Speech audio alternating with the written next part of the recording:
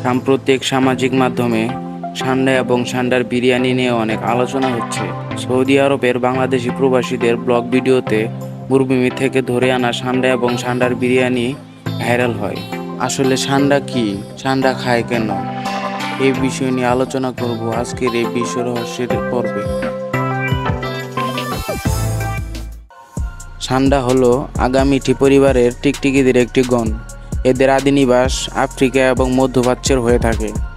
এই গোষ্ঠীর সদস্যদের সাধারণত কাটালেজি টিকটিকি ও ইরোমাস্টিক্স বা সান্ডা টিকটিকি নামে ডাকা হয়। এদের একটি বিশেষ বৈশিষ্ট্য হলো মোটা ও শক্তিশালী লেজ, যা কাটার মতো খাদযুক্ত। এই লেজটি সাধারণত তারা আত্মরক্ষার জন্য ব্যবহার করে থাকে। সান্ডা প্রজাতির টিকটিকি মূলত তৃণভোজী, তবে কখনো কখনো তারা পোকামাকড় ও অন্যান্য ছোট প্রাণী, বিশেষ করে ছোট আকারের টিকটিকি খেয়ে থাকে। তারা জাগ্রত অবস্থার বেশিরভাগ সময় রোদ পোহাতে ব্যয় করে, আর রাতের বেলা অথবা কোনো বিপদের সময় তারা গর্ত বা তাদের কক্ষে আশ্রয় নেয়। এই টিকটিকিরা সাধারণত পাহাড়ি ও পাথুরিয়া অঞ্চলে বসবাস করতে পছন্দ করে। মধ্যপ্রাচ্যের মরুভূমির বেদুইন বা স্থানীয় গোষ্ঠীর কিছু মানুষ সান্ডা শিকার এবং খেয়ে থাকেন। কেউ কেউ সান্ডার বিরিয়ানিও রান্না করেন। ভারত ও পাকিস্তানের স্থানীয় কিছু জনগোষ্ঠীও সান্ডা শিকার করেন। মুরগির মাংসের মতো সান্ডার সাদা মাংস স্বাদ বিবেচিত হয় এবং কিছু হিন্দু জাতিগোষ্ঠীর মধ্যেও এটি একটি সুস্বাদু খাবার। তাহলে চলুন জেনে নেই ইসলামে সান্ডার মাংস খাওয়ার বিধান কি।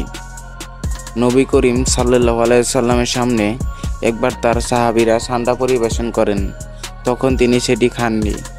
সে সময় তার সাহাবীগণ জিজ্ঞেস করলেন, ইয়া রাসূলুল্লাহ, আপনি কি এটি খেতে অপছন্দ করেন? এটি কি হারাম? এই প্রশ্নের উত্তরে নবী করিম সাল্লাল্লাহু আলাইহি সাল্লাম বলেন, এটি আমার এলাকার নয়, তাই আমি খাই না। অর্থাৎ এটি তিনি নিজে না খেলেও সাহাবীদের খেতে মানা করেননি, এমনকি সাহাবীরা তার সামনে এটি খেয়েছেন। এর মানে এই না যে সান্ডা খাওয়া পুরোপুরি হালাল। ইমাম আবু হানিফা রাদিয়াল্লাহু আনহু বলেছেন, সান্ডা খাওয়া মাকরু তাহরিম। এর অর্থ এটি না খাওয়াই উত্তম।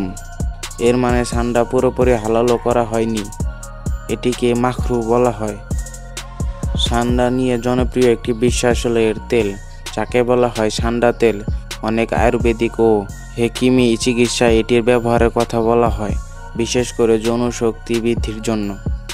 ভারত, পাকিস্তান ও বাংলাদেশে কিছু আঞ্চলিক বাজারে এই তেল বিক্রি করা হয়। আর এর ফলে অতিরিক্ত শিকার ও আবাসস্থল ধ্বংসের কারণে বর্তমানে সান্ডার বিলুপ্তির হুমকিতে রয়েছে। আমার মতে শিকার নিয়ন্ত্রণ, বাসস্থান রক্ষা এবং জনসচেতনার বৃদ্ধির মাধ্যমে এই গুরুত্বপূর্ণ মরুভূমির প্রাণীটির টিকে থাকার জন্য এখনই সংরক্ষণমূলক পদক্ষেপ নেওয়া জরুরি। আজ এই পর্যন্তই। ভিডিওটা কেমন লাগলো কমেন্ট করে জানাবেন। আর চ্যানেলটি সাবস্ক্রাইব না করে থাকলে চ্যানেলটি এখনই সাবস্ক্রাইব করে আমাদের পাশেই থাকবেন। ধন্যবাদ।